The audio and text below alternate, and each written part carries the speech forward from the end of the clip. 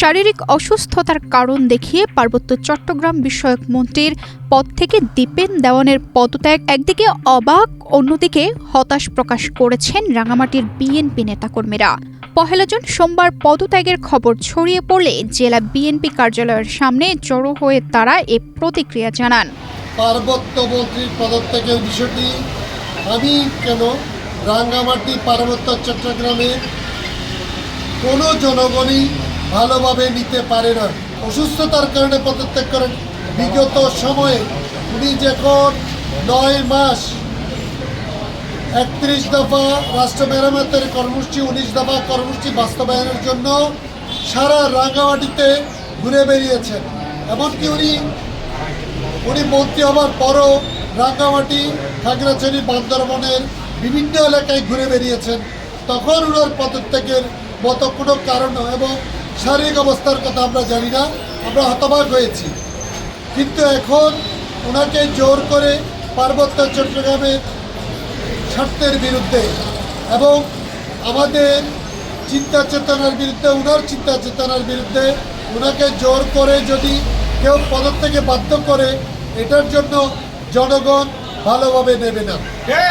নেতাকর্মীদের দাবি, পদত্যাগের বিষয়ে দলের স্থানীয় নেতাদের সঙ্গে কোনো আলোচনা করা হয়নি, তাই অসুস্থতার পাশাপাশি অন্য কোনো কারণ আছে কিনা তা খতিয়ে দেখার আহ্বান জানিয়েছেন তারা। এটা আমাদের ঊর্ধ্বতন সিনিয়র লিডার যারা আছেন ওদের সাথে যেহেতু এখনো এমন কোনো কিছু পরিষ্কার করে নাই, এবং উনি যে স্বাস্থ্যগত যে সমস্যাটা দেখাচ্ছে, এই স্বাস্থ্যগত সমস্যাটা ওনার আগেও ছিল। ওনার এই স্বাস্থ্যগত সমস্যাটা নিয়ে উনি আমাদের যারা আমার পার্বত্য জেলায় 11টা উপজেলা আছে, প্রত্যেকটা উপজেলা উনি বেরিয়েছেন।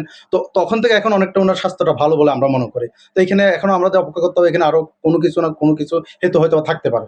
এ বিষয়ে জেলা বিএনপি সাধারণ সম্পাদক অ্যাডভোকেট মামুনুর রশিদ মামুন বলেন, তারা গণমাধ্যমের মাধ্যমে পদত্যাগের বিষয়টি জেনেছেন। এ বিষয়ে দলের সঙ্গে কোনো আলোচনা হয়নি। হঠাৎ করে আসলে আমি আপনাদের মতোই আমরা বিভিন্ন যোগাযোগ মাধ্যমে জানতে পেরেছি উনি পদত্যাগ করেছেন। আসলে কি কারণে করেছেন, কেন করেছেন তা কোনো কিছু জানেন, লিখেছেন শারীরিক অসুস্থতার কারণে। তো আমাদের সাথে কোনো দলীয়ভাবে কোনো আলাপও হয় নাই, কিংবা আমরা দলীয় ফোরামে এটা কোনো যে এইভাবে কোনো আসলে আমরা কোনো ইঙ্গিত পাই নাই যে এটা রিজাইনের বিষয়টা।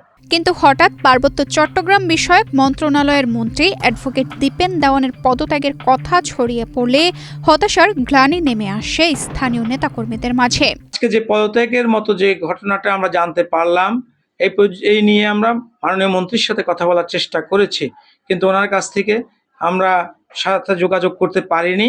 তবে ওনার যে এই পদত্যাগের যে সিদ্ধান্ত, এই সিদ্ধান্ত যদি সঠিক হয়ে থাকে তাহলে এটা অনাকাঙ্ক্ষিত এবং অপ্রত্যাশিত এবং অত্যন্ত বেদনাদায়ক। কারণ রাঙ্গামাটিবাসীর জন্য পার্বত্য চট্টগ্রাম বিষয়ে দায়িত্বপ্রাপ্ত জনাব মন্ত্রী দীপেন দেওয়ান অত্যন্ত একজন গ্রহণযোগ্য ব্যক্তি ছিলেন। এর আগে সোমবার প্রধানমন্ত্রীর কাছে পাঠানো পদত্যাগপত্রে দীপেন দেওয়ান জানান, দীর্ঘদিন ধরে শারীরিক জটিলতায় ভুগছেন তিনি। অসুস্থতার কারণে মন্ত্রণালয়ের দায়িত্ব যথাযথভাবে পালন করা কঠিন হয়ে পড়ায় তিনি পদত্যাগের সিদ্ধান্ত নিয়েছেন। পরে প্রধানমন্ত্রী তারেক রহমান তার পদত্যাগপত্র গ্রহণ করেন বলে জানা গেছে। ত্রয়োদশ জাতীয় সংসদ নির্বাচনে রাঙামাটি 299 আসন থেকে সর্বোচ্চ ভোটের ব্যবধানে জয়ী হয়ে সংসদ সদস্য নির্বাচিত হন দীপেন দেওয়ান। বর্তমানে তিনি বিএনপির কেন্দ্রীয় কমিটির সহ ধর্ম বিষয়ক সম্পাদক হিসেবেও দায়িত্ব পালন করছেন। তানজিদা রহমান, ইনায়া, বাংলাদেশ প্রতিদিন।